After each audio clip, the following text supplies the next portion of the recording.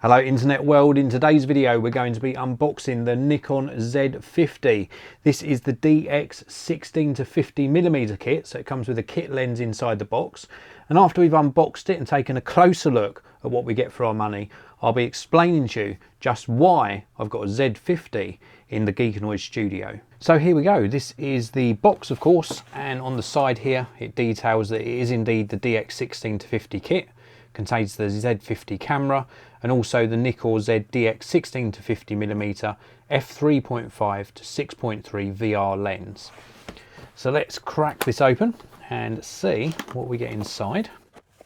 So the first thing we've got is some paperwork. This is warranty information for the camera. And then further down inside the box we have got the rest of the kit. So let's take a closer look. We have got a USB cable. This is micro USB to full size USB. We've also got a really nice shoulder strap, Nikon branded strap there with Nikon Z on this side. That's nice that they include that. Then we've got the battery. So this battery here is, here we go, on this side. This is an EL25. It's an 1120 milliamp hour battery. This is what I like to see. Nikon still include wall chargers with their cameras.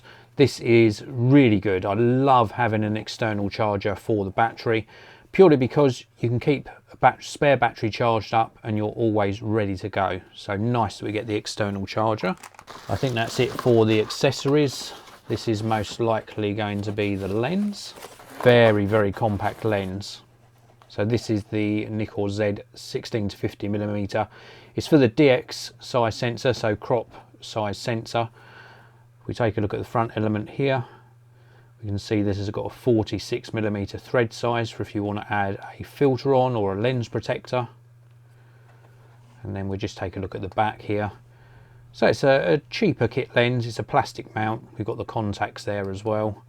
And it's meant to be a very good performer. I've heard good things about this particular lens. I'm very keen to give this a try. We've got a nice focus ring just here, and then we unlock the lens to the 16mm mark, and then we've got the full zoom range all the way round to 50mm. Then when it's not in use, it compacts down nice and small. Very, very nice little lens. And then this is going to be the body of the camera. So let's take a closer look at this. Wow, here we go. Very nice indeed. Really compact mirrorless camera. I do like the look of this a lot. Now I've already got the Z6, so this is going to be very familiar to me.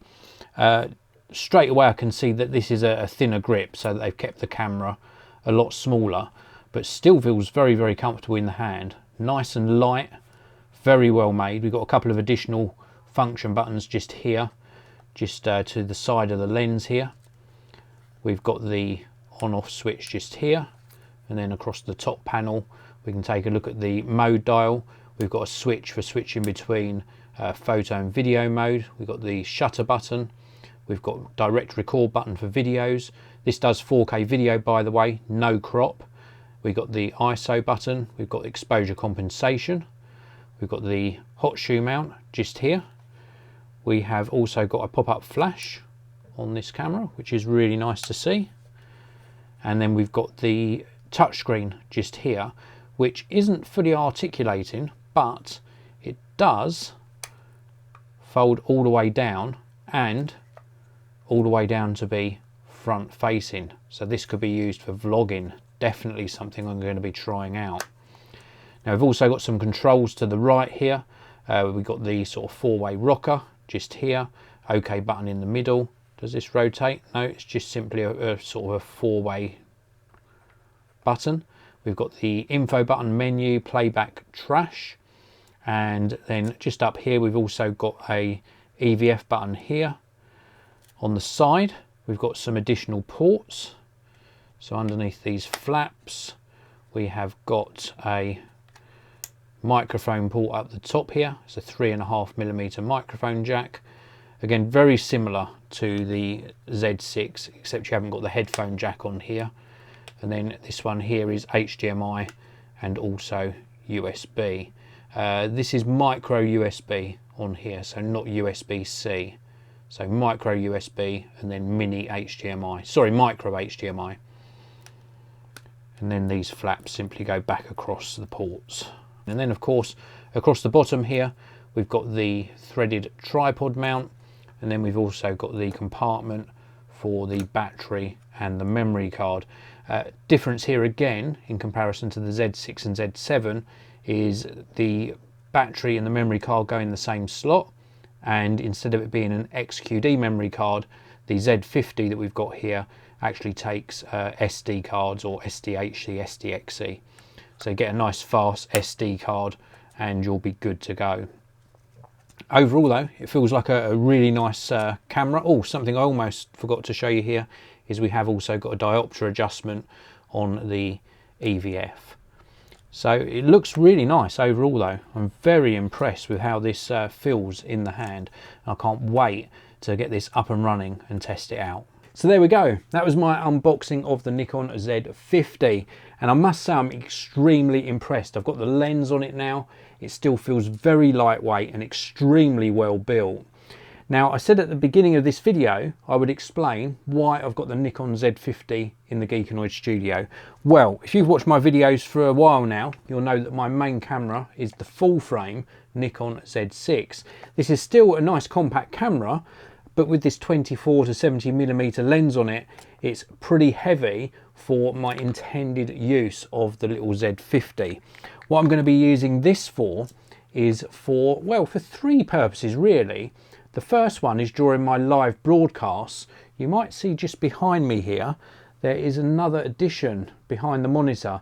This is an overhead arm. So I'm going to be using the Z50 for the overhead shots during my live broadcasts. I'm also going to be using it as a secondary camera in a new area that I'm setting up, a new studio, to bring you some different videos.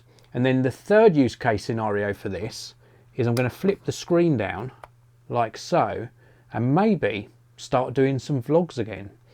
How would I do that with the tripod on the bottom? Well, I'll show you that in a future video as well. So please do make sure you hit that subscribe button and the notification bell so you don't miss out on the future videos featuring the Nikon Z50 and of course the tech videos that I produce pretty much every single day. That's it for this video. If you enjoyed it, hit the like button and I'll see you in another video very, very soon.